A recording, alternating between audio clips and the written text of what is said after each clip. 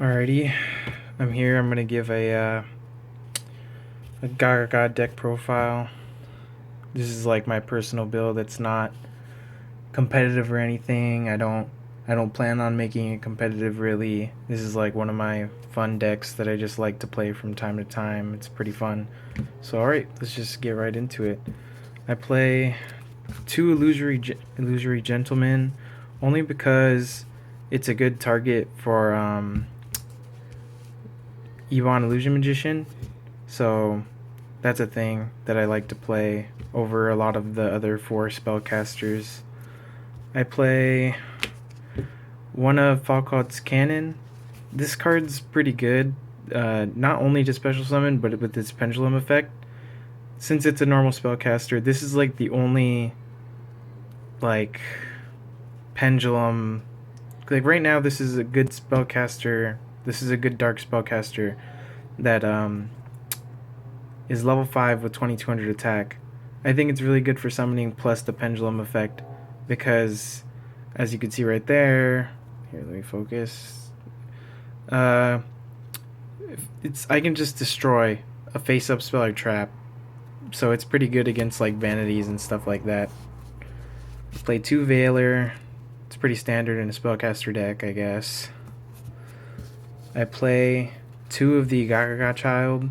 I don't like playing 3 because it bothers me a lot that if I end up playing 3, for the reason that it takes away your battle phase when you use it. So I play 3 of the Go-Go Giant. He's pretty darn good for the fact that it sets up really good 4 plays. It's a good beater, 2000 attack. 0 defense is like its only downfall pretty much. I mean, and it's one of my targets for a card that I'll show in a little bit. I play 3 Gagaga Girl. This card is good because it copies level, but it also sets up pretty good combos since her effect, if she's used as an XYZ with all Gagaga monsters.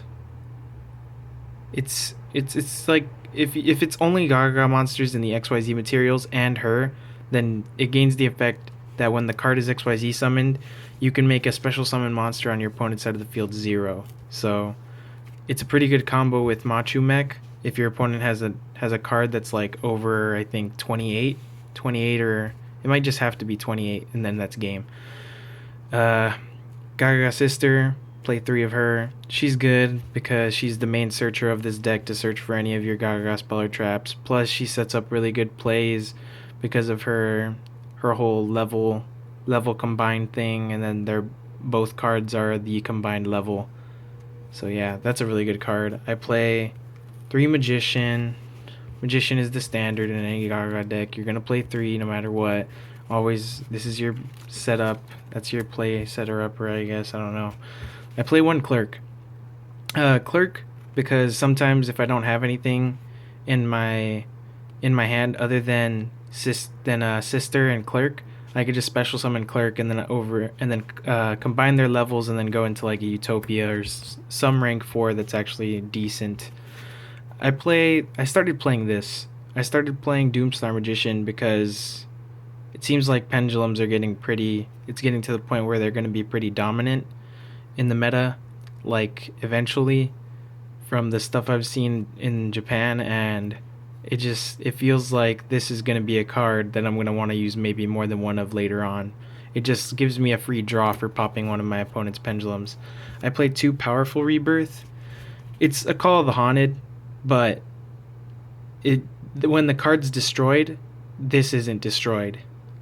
And I target a level 4 lower, and then it gains a level, and its attack and defense increased by 100. So it's really, really good.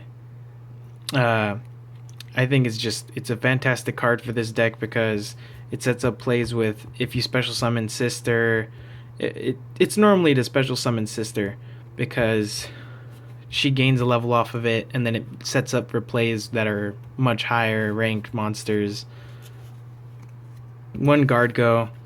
I didn't want to play this card, but I see that it's very situational. It doesn't happen as often, and even if it does happen, It happens when I'm in a pretty bad situation, so it can get pretty annoying playing this card, but I play it anyways because sometimes it happens that it goes my way, but eh. I play one XYZ Reborn since I play a full extra deck of XYZs. Standard, I guess. One Gagaga draw. You don't really see people playing this. This is just for like consistency, I guess. I just banish 3 Gagagas and draw 2. I play a Wonder Wand. That's for just anything, I guess. It's just for draws, consistency. I don't want to play Upstart because then it makes it a lot harder to do any damage in this deck.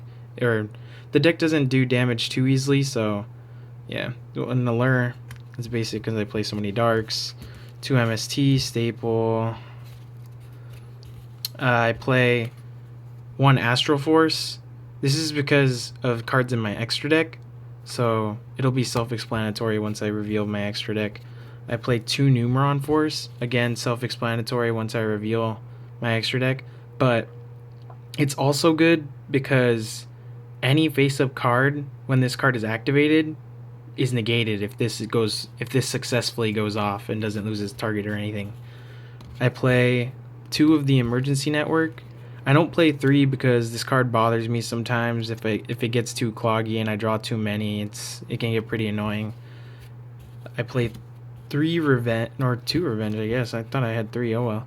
I play 2 Revenge. The card's really, really good. It's premature burial for this deck, but you don't lose life points. And then when you use the monster as an XYZ material, all XYZs I currently control gain 300. So it sets up plays for my monsters to become 3k beaters sometimes, since I summon a lot of my spellcaster cards.